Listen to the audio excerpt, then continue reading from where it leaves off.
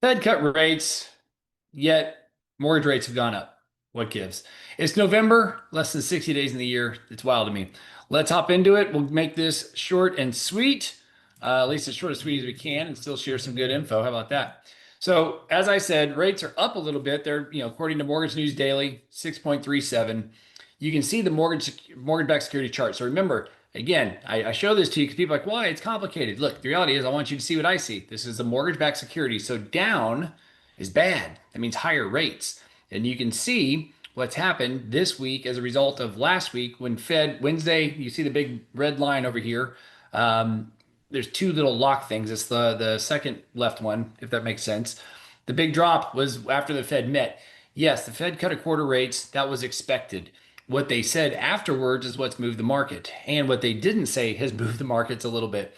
They basically said data, because of the government shutdown, is sparse, and they're not totally sure of a December rate cut. The December rate cut was kind of a foregone conclusion to December 10th, and now it's TBD. And still, with the government shutdown, like tomorrow, Friday, there won't be a jobs report that typically comes out the first Friday of the month. So the ADP report that just came out showed weaker jobs than expected. So let's get into that. So first and foremost, I mean, it's if you're in the mortgage world, if you're watching this and you're in the real estate world, right? Builders, realtors, mortgage people, the last couple of weeks have been really, really quiet. And it shows that even with these mortgage rate drops, applications, purchase applications are still down for the fourth straight week.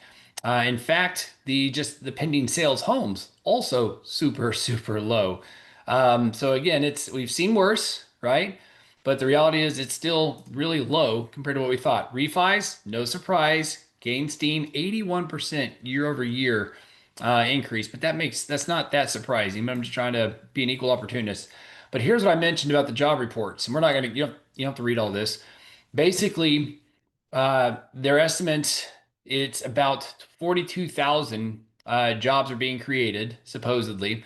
But if you take out the nets with all the meaning like the all the adjustments that have been made, we've only gained 10,000 jobs in the last 3 months. Like only, we're talking about America, like not North Texas, like 10,000 jobs total have been created. And again, if and when the numbers actually do come out, we may see that there's a negative report because most of the times what we've seen in the last 2 or 3 years is that these numbers get overstated when they first get released and typically, not always, but typically revised lower. Plus, the job growth has been in education and health services. That's really not a sign of economic growth, right? We still got to go to school and send our kids to get educations, and we still need health services. So because they're hiring more, that doesn't mean it's an economic boom. It just means that they just need more help. Leisure and hospitality, 3 consecutive months, have lost jobs. That's more indicative of what's going on with people spend how they spend money.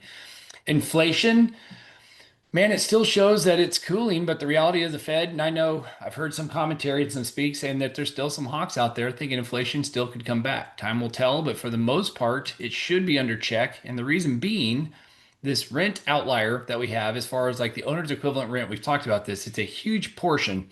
It's 26% of the CPI number. It is a literal just guess by a consumer. How much should you rent your home for? Like literally, if I called you up today and said, how much could you rent your home for? Unless you've been in the market to try to rent your home, how would you even know? Yet they put such a massive weighting, and that is made inflation higher than it probably could and should be. So if they took that out, inflation would be even lower. So all this to say, my opinion, I'm going to say that the Fed doesn't do anything in December. I think they won't have enough data. There's not enough evidence one way or the other to tell them they should or shouldn't. And that means our rates can stay where they are and not continue the trend of going lower like they have been. Product of the week, it's not so much of a product as a service. Soft pulls on credit. When folks call us, we do a soft pull both for refinances and for purchases. And we do that for a couple of reasons. One, it's truthfully, it's just quicker, easier, and it doesn't hit somebody's credit. So it doesn't trigger a whole bunch of trigger leads where they're going to get like blown up by other mortgage lenders. And two, it gives us a peek to be able to fix some stuff before we get in there. So just so you know, our world, the Mortgage Mark team, we do pull soft credit pulls for mortgages, both purchase and refi. And then, interestingly enough, I've seen a lot of this. I don't know why, because maybe Google's feeding it in my face. But science believes sleeping 7 to 8 hours will boost productivity and health. That's not really a shock, but I will tell you this. During COVID, I saw a master class on sleep, and it is so, so, so important. In my generation, the reality is Generation X, like we've gotten the least sleep out of anybody ever. Wear this badge of honor that says like, oh man, the less I sleep, the better it is. And that was me. If you known this until my 40s, I was up at 4, bed at 11, and that was normal for me. Nowadays, I do make sure I try to get 7 because as you get older, um, they've seen correlation, not causation, but correlation between dementia and Alzheimer's for somebody that gets less than 7 hours of sleep on average. So I'm trying my best to get that 7 hours. This is my PSA for the day. And guess what? Dallas ranks number 5 nationwide for the biggest homes you can buy for $1 million. Good for Dallas. Houston came in at number 4. I was shocked. Denver actually came in around number 2. I don't know why. I just assumed it was just more expensive, dollar per square foot. But Georgia, Atlanta, you win. Congrats, but good for Dallas. For the bang for your buck, for $1 million, you're getting over 4,000 square feet. So good for us. Let's see. Texas. Oh my gosh. Title fraud. You know what? We're going to make a whole thing on this. Just know that title fraud is a real thing, and having a mortgage actually helps prevent title fraud. So if you don't have a mortgage, feel free to call me if you have questions if you're watching this. But the reality is most of us probably do, and that's okay. But for those that don't have a mortgage, you are really susceptible to title fraud. And feel free to call me if you actually have questions on it. Meme of the week: lenders, stop quoting interest rates. Realtors, you know what? I'm going to start quoting rates even harder. So realtors, rates move. This came up last week. It's funny. Let us, the lenders, do it, but use the Mortgage News Daily. That's what we use. That's kind of somebody asked me this last night. That's why I included it.